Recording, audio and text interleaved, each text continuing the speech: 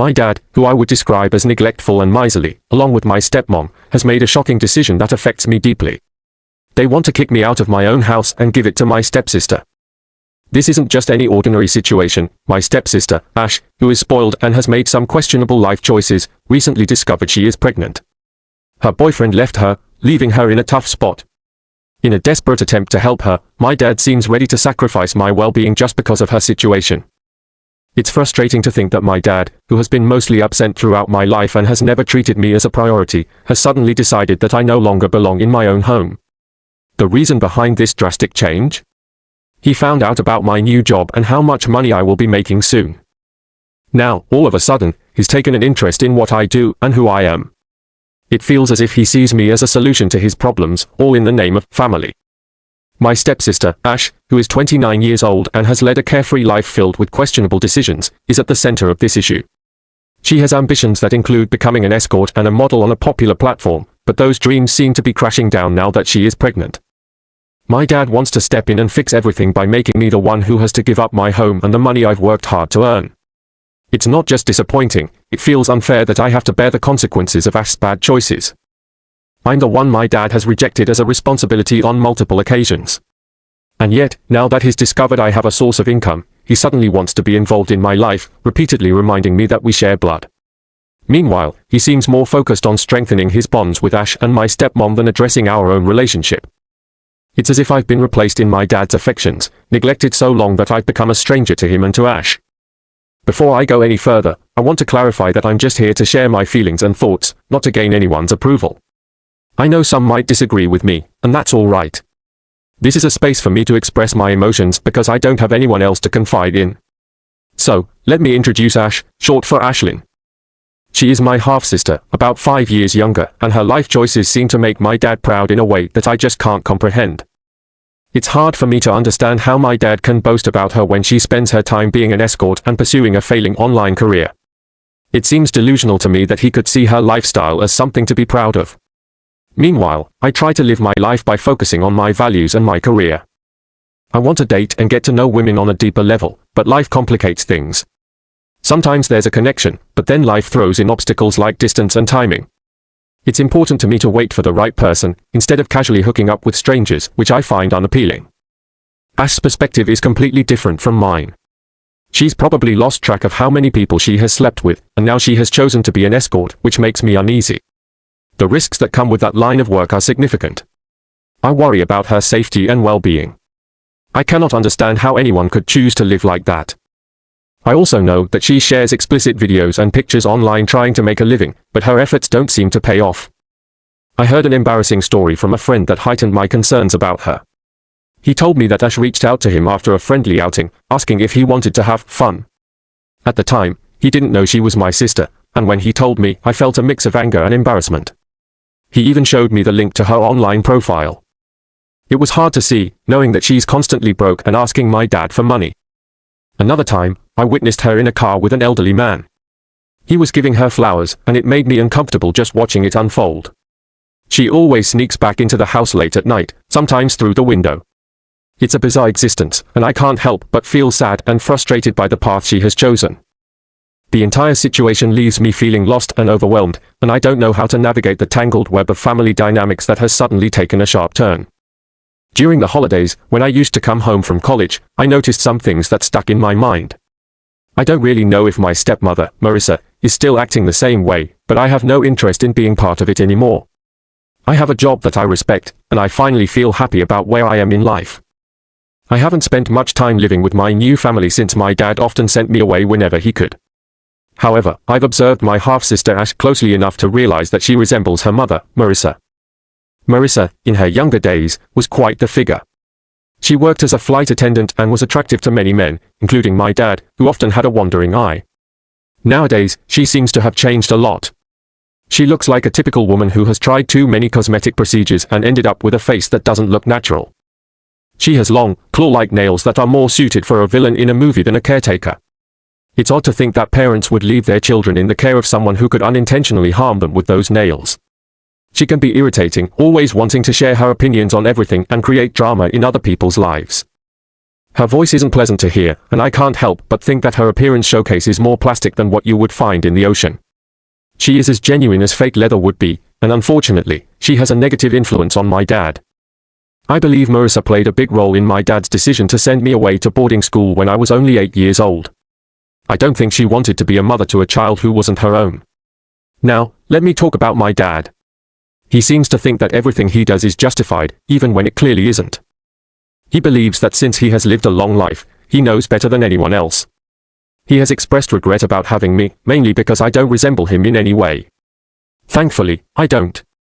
My mom was a strong woman with clear priorities, and she took good care of him while they were together.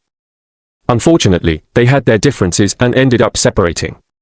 Before they divorced, she used to remind me that my dad wasn't a bad person, just a different one, and no matter what happened, he would always be my dad. She wanted to make sure I didn't develop negative feelings towards him, even though it was clear he might have been hard to deal with. They separated when I was 4, and soon after, my dad married Marissa. They welcomed Ash into the world when I turned 5, and then tragedy struck when my mom died in a car accident. I can never shake the memory of that day. My mom was supposed to pick me up from school, and she had a reputation for always being on time. It was a shock when she was 10 minutes late. To me, it felt like an eternity. She got into an accident at an intersection with a drunk driver. He survived, but she did not. He received a DUI later on, while I was left feeling abandoned. I waited at school for 2 hours, confused and lied to, while my dad came to pick me up. I still remember the look on his face when he saw Marissa. He seemed annoyed, and rather coldly asked what they should do about me. Marissa replied with a tone that felt devoid of warmth, saying, "Your kid, your problem." That moment was revealing. It crystallized the fact that he didn't really want to be responsible for me. Now, I finally managed to build a stable life for myself.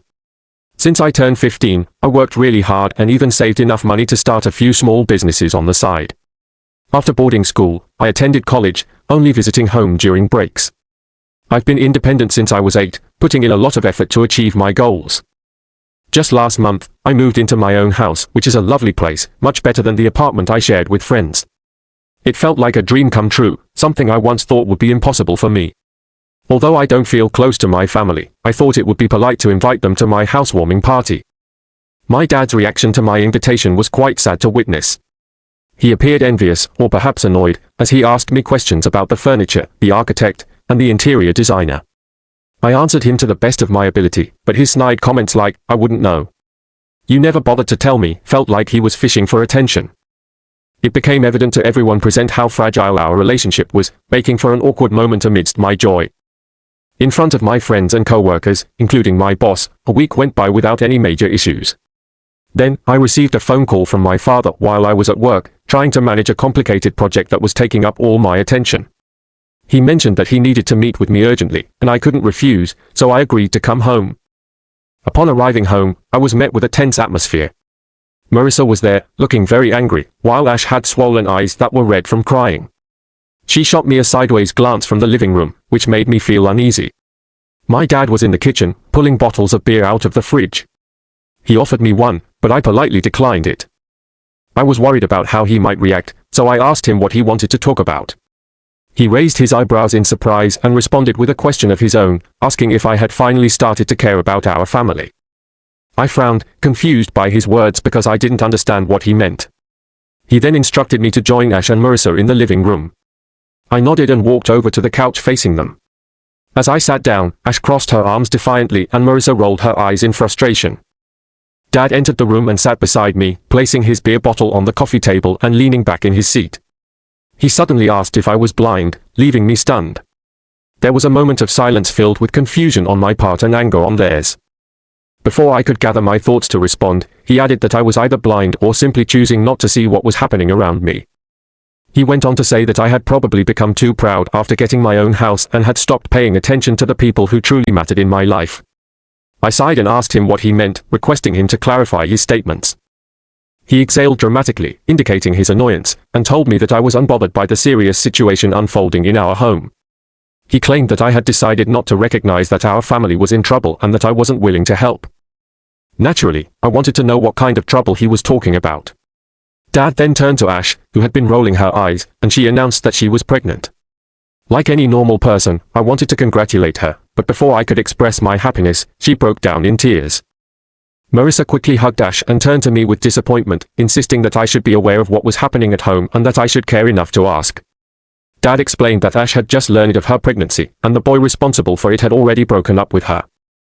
Marissa added that Ash had chosen to keep the baby, which was a significant decision that we all needed to consider moving forward.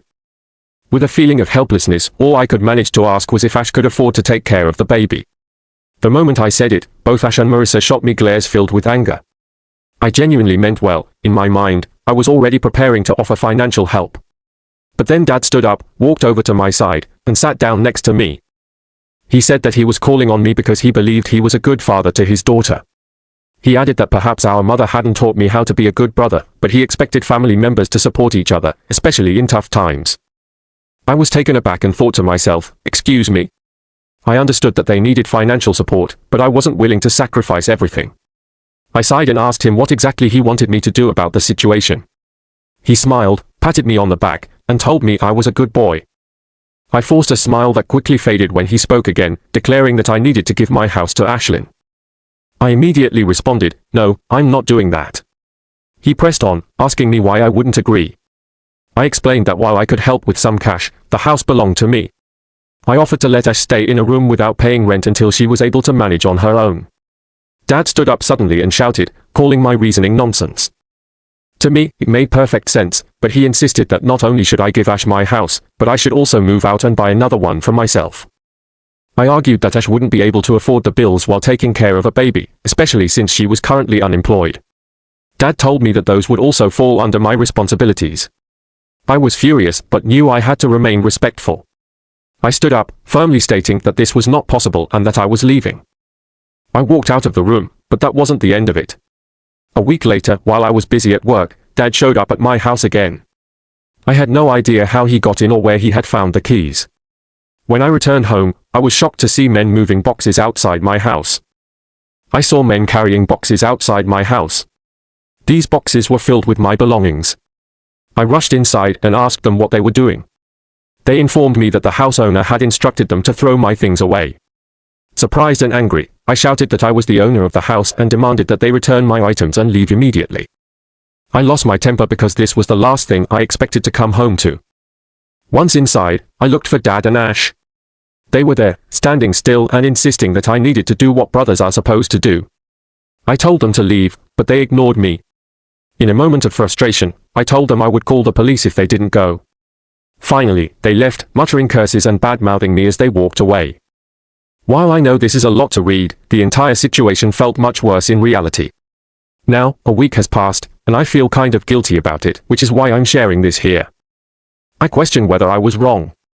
Part of me feels like they need me and that I shouldn't cut them out of my life like this. At the same time, I recognize that there are boundaries that I am not willing to cross for them. It frustrates me how disconnected they were from me while I was growing up. Now they expect me to sacrifice everything for them, which seems a bit unfair. I'd appreciate any thoughts on the matter since I can't discuss this with my friends. You all are my only support right now. Update, hello everyone. I hope you're doing well. It's been a week since my last post, and I didn't think it would get so much attention. Reading the comments made me think a lot, but I've decided not to completely cut off my family. This decision came after I received a phone call from Ash. She wanted to meet up, and I agreed. She asked if we could meet at my house, but given the chaos from the last time, I insisted on meeting somewhere else. We ended up at a coffee shop. Ash seemed nervous, which was unusual for her because she usually acts quite arrogant and rude. We sat in a quiet corner, and she eventually revealed that she had recently gone through a breakup. I mentioned that I heard Dad say the guy who got her pregnant had left her. Ash shook her head, correcting me. She said that Dad believes her boyfriend left her due to commitment issues, but the truth was that she was the one with the commitment issues. This information shocked me.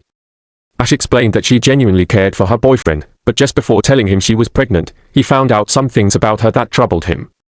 When they last met, he confronted her about those issues, but in that moment, she panicked and spoke first. This seemed to make him even angrier. In a fit of rage, he punched a hole in the wall, which genuinely scared her. He ended up breaking up with her without listening to her side and left, and now she's been trying to reach him, but he hasn't answered her calls. He responded once, telling her she needed to get rid of the baby before he would talk to her again. While I know Ash isn't perfect, I dislike the way this guy is treating her. I asked her about the things he found out, but she said it would be awkward to share that with her brother. I guessed it might be related to her past choices, so I shrugged it off. Before I could ask her why she wanted to meet, she took a deep breath and revealed that she had been involved in some shady activities. Hearing that made me anxious because I didn't want my suspicions confirmed, but I needed to know. Ash confessed that she had always wanted to be an artist, but someone told her that wouldn't be a reliable way to make a living. Instead, she was urged to find a man to secure her future. This led to her attracting the attention of much older men, which initially disturbed her. She shared this with Marissa, and it made her feel even more pressure to fit into someone else's expectations. When Ash shared her story with Marissa, she learned that Marissa believed there could be benefits to her situation. Marissa pointed out that older men often had a better understanding of how to manage their money and were usually the ones who were making real profits. At just 19 years old, Ash felt the weight of what Marissa said. Marissa argued that college might not provide Ash with the comfortable lifestyle she desired. Instead, Marissa emphasized that Ash was young and there were many people willing to pay for that youth. Driven by this newfound perspective, Ash set her sights on becoming a model. She reached out to numerous modeling agencies but faced rejection at every turn, leaving her feeling discouraged. However, Ash encountered a man in his 40s who promised to help her land a modeling opportunity. He took her to upscale parties and showered her with expensive clothes and jewelry. For a while, Ash felt happy and thought she was on the right path. But everything changed when she discovered that her first modeling gig came with unexpected conditions. Instead of a simple dinner, she found herself spending the night with a man in exchange for this opportunity. While she did manage to secure a small modeling job for an unknown brand, it was far from what she had envisioned. Unfortunately, the cycle of encounters continued. More men came into her life, each one using her while she held onto the hope of landing a real modeling gig. Yet, each time she was turned down, her dreams faded further. It soon became apparent that the man who had originally shown her kindness was exploiting her, profiting off her efforts. Despite the risk, she chose not to confront him, fearing his potential retaliation. Instead, she told him she was stepping away from modeling and would settle for minimum wage jobs. To her relief, he let her go without any trouble. Ash began working as a waitress in bars, a job that proved to be more difficult and exhausting than she anticipated. She often reflected on how hard it was to earn money the right way. However, her struggles were compounded by Marissa's harsh words. Marissa would belittle Ash for her choice to take on these low-paying jobs, insisting that women embodied beauty and should be cherished and admired, not left to struggle financially. In response to Marissa's criticism, Ash decided to go out with men just for dinners, but she started charging them for her time. Many of these men were lonely and desired conversation, but this too led to complications, as some became overly attached and obsessed, believing they were entitled to more than she was willing to give. Ash realized that creating emotional connections was proving more troublesome than she expected. Thus, she pivoted to escorting, which initially seemed to work well. However, a friend introduced her to the idea of creating content on a platform called OnlyFans. Eager to try this new route, Ash soon discovered that she struggled with handling a camera and editing videos. She found herself feeling too socially awkward, and the undertaking required more effort than she was able to give. This venture ultimately did not pan out as she had hoped. Amid these challenges, Ash reconnected with her boyfriend, who she had met while working at a cafe. Although she had feelings for him, he proved to be clingy and possessed an inherent distrust towards her. His concerns were not unfounded, as Ash was still engaged in her escorting work without his knowledge. To ease her situation, she decided to stop escorting completely. Her boyfriend began to support her with the little money he made from his job, and for a time, Ash felt content. Yet, Marissa's disapproval of Ash's choices continued. Then things took a turn when Ash discovered she was pregnant, and her boyfriend learned about her past. In the ensuing conversation, Ash confided that several men could potentially be the father of her child. These men had been providing financial support, and one even proposed to her. Despite their offers, Ash recognized the absurdity of their beliefs that they were the only one, especially knowing they were aware of her profession. She refrained from explicitly disclosing that her escort work was what financially supported her and could also help provide for the baby. Ash explained that she felt compelled to share her story with someone, as she couldn't tell her dad, who believed she was simply modeling and earning a meager income. Her father thought she had been abandoned by a single man who should have stayed by her side. Marissa was privy to most of the details and advised Ash to marry the man who proposed, allowing him to believe he was the father. However, Ash was torn. She didn't want to mislead her father or enter a marriage with someone she found odd and much older. Struggling with how to handle her situation, she asked for help, indicating that financial support would be appreciated as she navigated this complicated phase of her life. She expressed a desire to reconcile relationships to ease her burdens. She wants me to reconcile with Dad. She suggested that I agree to what Dad is asking and then move out for a while. After some time, I could come back when things have calmed down. I don't see how that could be a solution. I respectfully declined her offer, explaining that I could contribute some money, but I wasn't comfortable moving out of my own house. In response, she accused me of being selfish for thinking that way. She mentioned that she had shared her entire life with me and said I didn't have the decency to help her out in this situation. She even claimed that Dad was right about me and said I deserved to be sent to an orphanage instead of being welcome to live here when I needed a place to stay. After that, she got up and stomped away. I don't think my response was too extreme, but I wonder if I was being selfish. What do you think about her perspective? Does it make her demands justified? Should I put my trust in her?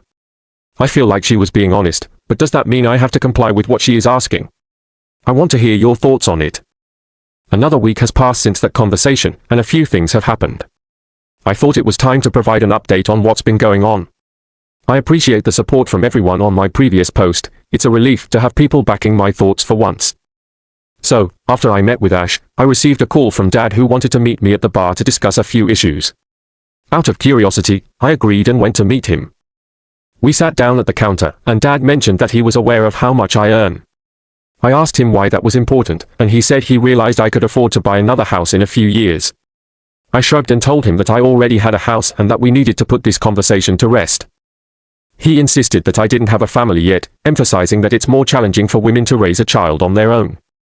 He argued that a child needs a safe space they can call home. I reminded Dad that Ash had been living with them long enough, and they didn't seem to have any issues. I also pointed out that a little baby wouldn't hurt anything. I questioned what Ash would do living alone in a full house while she was pregnant. I said she needed to be surrounded by support to ensure she was taken care of. That's when Dad surprised me again. He said that he and Marissa would move in with Ash in my house. I couldn't believe what I was hearing. Before I could react, the bartender let out a sarcastic laugh. Dad reacted to him, asking what was funny. The bartender replied that Ash uses people and then discards them. Dad wanted to know if the bartender knew who he was talking about, and the bartender nodded, revealing he was Ash's boyfriend. My eyes widened in realization. Dad's fists clenched as he spoke sternly to the guy, demanding to know why he thought starting a family was acceptable when he couldn't provide for it. The guy held his hands up and said he wasn't responsible for the family in question. He added that he had no interest in raising a child that wasn't his own. Dad challenged him to explain why he felt that way. The guy simply smiled and told us he had a vasectomy last year because he didn't want kids, yet Ash still got pregnant. He explained that he had caught her driving off with different men after she lied about where she had been going.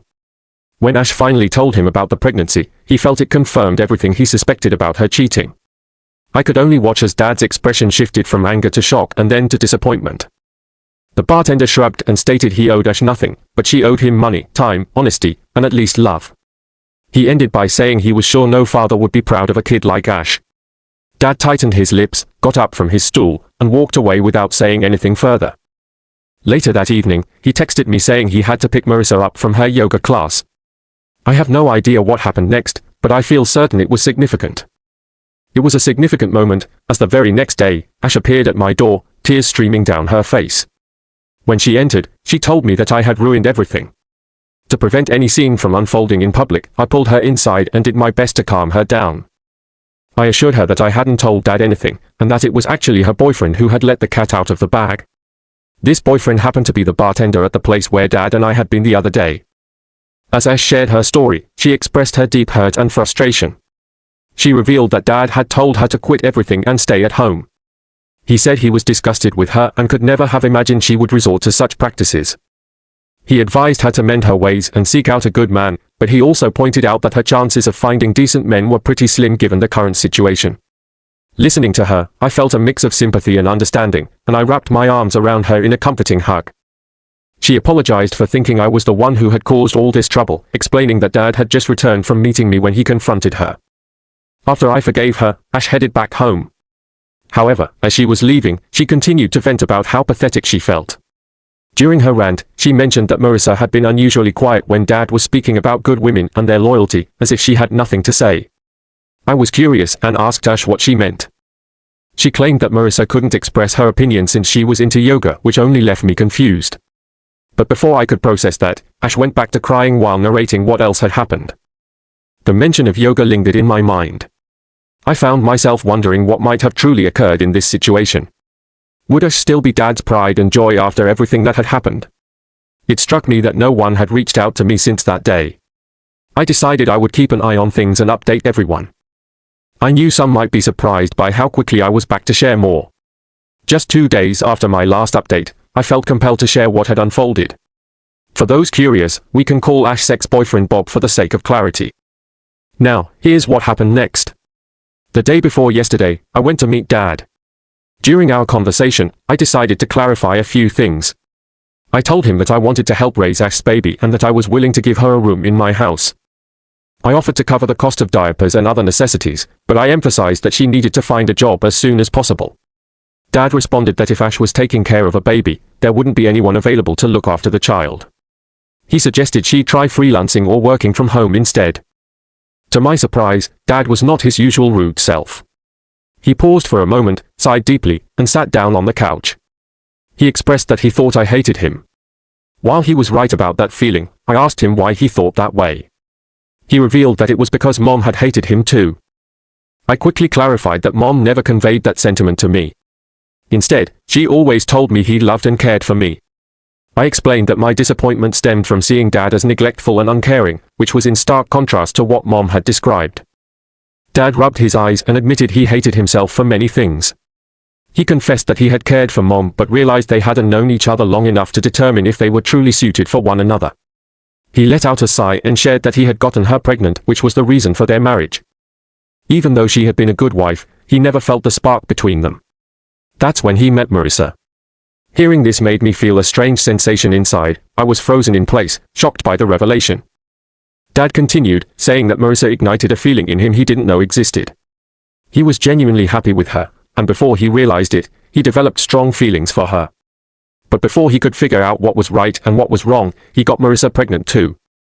He told her it was a mistake and that he wanted to talk to Mom first, but Marissa felt insecure and decided to come to our house to confront Mom herself. The situation escalated when Mom confronted Dad, and he accepted the reality of it all. It was a painful episode, as Mom was deeply hurt, yet she remained polite and asked Dad for a divorce. This revelation hit me hard. My parents had divorced because Dad had an affair with my stepmother and ended up getting her pregnant. I wondered just how much worse this situation could get. Dad paused again, glancing at me and explaining that he spent a good year with Marissa after Mom passed away. But when he brought me home, Marissa despised the entire situation. She felt insecure, worried that Dad might prioritize me over their baby. Dad might have thought that he could put me first in his life over Marissa, especially because he felt guilty about something. 3 years later, he sent me away to boarding school, believing that if I wasn't at home, I wouldn't make Marissa uncomfortable. His belief was that love can make people act foolishly. I wanted to punch him for saying that, but I restrained myself. When I turned around, I saw Marissa standing in the doorway with a water bottle in her hand. She told me she was heading out to yoga and put her bottle down on the table before entering the kitchen. Before I could clear my head from the chaos of thoughts, she was back, heading out the door. I felt numb, almost like I was in a trance, so I instinctively followed her. I grabbed her water bottle, planning to return it. When I got outside, I saw she was already in her car and driving away. I needed to process everything, so I got into my car and started driving, unknowingly following her.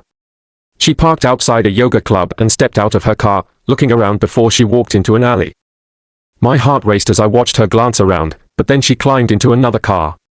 I saw her hug and kiss the driver before they drove off together. I felt frozen, unable to blink, my jaw tightened in disbelief. I parked, got out of my car, and rushed into the yoga club. I asked the staff if Marissa had checked in, but they refused to give me any information. I insisted I was worried about her, but they maintained that there was no client by that name. After leaving the club, I waited by my car, not sure what to do. When the car Marissa had entered returned, something took over me and I started recording a video. I watched a man get out and open her door, embracing her with a hug and a kiss, then playfully slapping her butt as she joyfully walked toward the parking lot. So much for yoga, I thought to myself. Before she reached the parking lot, I decided to leave. It hit me that my dad had cheated on my mom, and now he was getting cheated on as well. It felt like karma had come back around. Dad called me several times, but I ignored the calls. All I could think about was confronting Marissa and figuring out what was going on. Later, I plan to update everyone on what happened. This was probably going to be my last update, even if it was a week late. A lot had happened in that week. I finally mustered the courage to confront Marissa when Dad wasn't home and Ash was asleep. She was in the kitchen, making pasta when I asked her if she had yoga class that day. She casually replied that she attended every day, even on Sundays. I asked who her yoga instructor was, and she came up with a random name. When I inquired if it was a man, she laughed and said no, as if that was absurd. I mentioned it was odd that she had a female instructor when the club she went to only had male instructors. Her tone shifted slightly, and I noticed she stopped stirring the sauce. I told her I had joined the club just the day before, and that was what they had informed me. She asked how I knew where the club was, and I hesitated before admitting I had followed her the last time. When she dropped the spoon, I picked it up, and as she turned around, her expression changed. "What are you getting at?" she asked, and I took a deep breath as I explained what I witnessed. She denied it, predictably so. I told her I had seen everything with my own eyes, and she shrugged it off, stating Dad would never believe me. I pulled out my phone and played the video for her, saying he would believe his eyes. For a moment, she stood in shock, unable to respond. Then her calm demeanor returned as she continued to cook, telling me it didn't matter anymore because she was planning for a divorce anyway. My eyes widened in disbelief. I could hardly process it. While I understood that my dad deserved the consequences of his actions, Marissa's behavior was shocking. She explained that the man she met at the club was her lover of 3 years. They had rekindled their romance when circumstances allowed. She shared that they had fallen in love long ago, but during that time, he was married. He had been hired by her father, and a lot was at stake for him. Marissa revealed that they had decided he would stay with his wife until he could sort out his finances, and then he would divorce her to be with Marissa. But when Marissa became pregnant, she felt desperate to pin him down, hoping to ensure stability for her future and the baby. She needed a man to be there for her, just like many women do. That was her way of holding on to Dad. They had been in an off-and-on relationship for a while. However, when Marissa found a new lover and ended up pregnant, she made the decision to stick with Dad. She felt that it was important for him to take responsibility for the situation. When she told him he needed to step up, he got nervous and hesitated. This pushed her to take matters into her own hands. That was when she reached out to her mother for support. Now, her new lover was a widower and owned a successful business. Marissa felt she was in a good place. She believed women had to do whatever was necessary to secure their futures. With a confident smile on her face, she turned to me and said this, but her smile quickly vanished when she glanced over my shoulder. In an instant, her happiness faded. I turned to see Dad standing in the doorway, fists clenched and eyes filled with anger. He was visibly shaken. Dad woke Ash, Marissa's daughter, and brought her to the kitchen. He demanded to know who her father was. Ash looked at Marissa and shook her head, declaring that she didn't care about blood ties because she always considered Dad to be her real father. In response, Dad ran his fingers through his hair and began to pace the room, clearly distressed. Over the following 2 days, Marissa and Ash were instructed to leave Dad's house.